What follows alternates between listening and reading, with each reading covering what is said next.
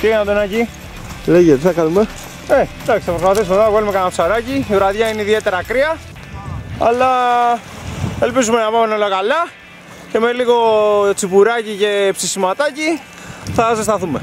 Μπράβο, χαίρομαι. Καλησπέρα. Εγώ έχω ένα άγχος γιατί μου είπαν ότι το τέρι μου κρυώνει πολύ και θα μπει μέσα αμάξι πιο μετά. Άμα... Πιστεύω να βγουν ψεύτες όλοι. Για να δούμε.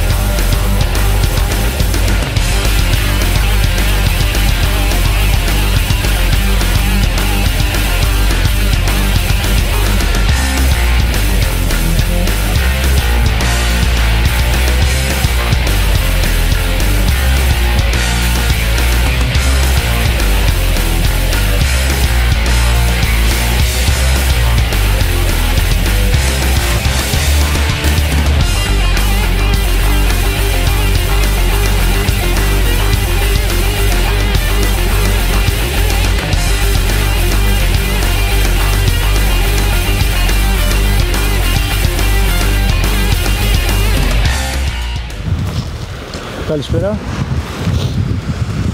Έχουμε ξυλιάσει. Κάνει πάρα πολύ κρύο. Φάγαμε και την προχούλα μας. Η αλήθεια είναι ότι φάγαμε πολύ εκεί. Και η δεύτερη αλήθεια είναι ότι η βραδιά δεν κυμαίνεται όπως θα επιθυμούσαμε. Λίγα πράγματα, μέτρια. Παρ' όλα αυτά, αυτό που μένει είναι πολύ καλή διοργάνωση, όπως και την προηγούμενη φορά. Συγχαρητήρια Αντώνη και σε όλα τα παιδιά που έχουν κάνει αυτή τη δουλειά και σε εμάς βέβαια. Ας είναι καλά το κλαμπ.